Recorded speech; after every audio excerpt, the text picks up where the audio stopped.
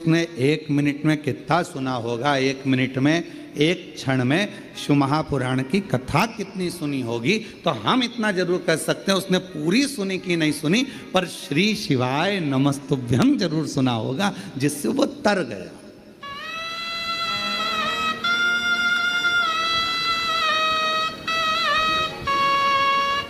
जैसे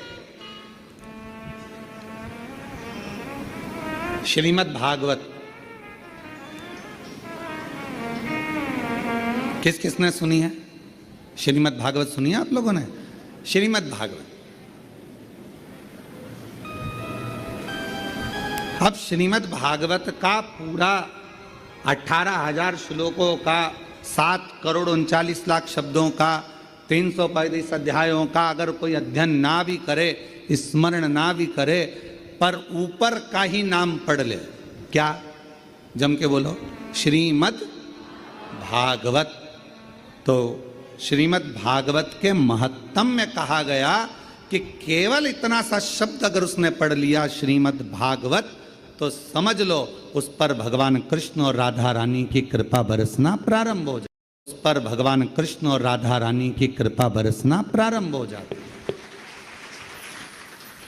अगर पूरी श्रीमद् भागवत कथा नहीं भी पढ़ पाओ, अगर पूरी श्रीमद् भागवत कथा नहीं भी सुन पाओ, अगर संसार के मनुष्य से, संसार के लोगों से केवल भागवत जी के ऊपर जो लिखा रहता है श्रीमद् भागवत, इतना भी उसने पढ़ लिया, इतना भी उसने मुख से गुणगान कर लिया, कानों से श्रवण कर लिया, तो समझ लो भगवान कृष्ण और राधा रानी की उस पर कृपा हो गई। उसी तरह शिव महापुराण की कथा वर्णन करती है कि देवराज नाम का ब्राह्मण चोरी का धन लेकर शंकर जी के शिवालय में पहुंच गया। शरीर में ताप था, बहुत बुखार आ रहा था, कष्ट हो रहा था, मंदिर में जाकर बैठ गया, दुबक कर बैठा हुआ था, उसको नहीं मालूम था कथा चल रही है, और 1 मिनट की कथा उसके कानों में पड़ गई, और वो कथा सुनने के बाद शरीर कांप रहा था, बाहर निकला, बेलपत्र के वृक्ष की छांव में पहुंच गया, और वहां उसके प्राण छूट गए। शिव जी उसको लेने आ गए। क्या क्या गलत काम करा उसने, वो भी समझ लीजिए। घर में पत्नी थी, पर एक पराई स्त्री को देखकर उसका संग पकड़ लिया, वैश्यावृत्ति कर ली। जुआरी बना, जुआ खेला,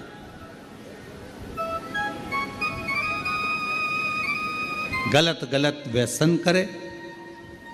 आखिरी में जो जिस वेश्या का संग उसको मिला था, उस वेश्या ने उससे कह दिया कि मुझे रानी के गले का हार ला कर दे। अब व्यक्ति काम में इतना पड़ जाता है कि वो रानी के गले का हार चुरा लाया, और रानी के गले का हार चुरा कर लेकर आया, और लाने के बाद वो रानी का हार उसको लेकर जा रहा था, और पीछे दूत लगे हुए थे राजा के सैनिक, और ये शिवालय में पहुंच गए। कितना पाप कर्म करा, ब्राह्मण कुल में जन्मा, पर ब्राह्मण कुल में जन्म लेने के बाद भी वो श्रेष्ठ कर्म नहीं कर पाया।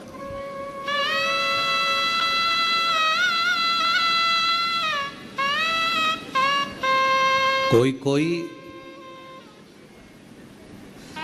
क्षत्रिय होकर, कोई कोई वैश्य होकर, कोई कोई शूद्र होकर, कोई कोई ब्राह्मण होकर, किसी भी वर्ण का है, किसी भी वर्ण,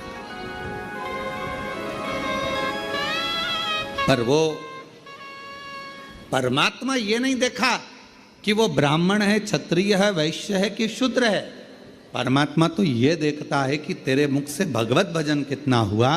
परमात्मा ये देखता है तूने भूखे को कितना भोजन कराया, प्यासे को कितना पानी पिलाया, कितनी तूने शिक्षा किसी को दिलाई, कितनी औषधि दिलाई, कितना किसी के कष्ट को तूने दूर किया।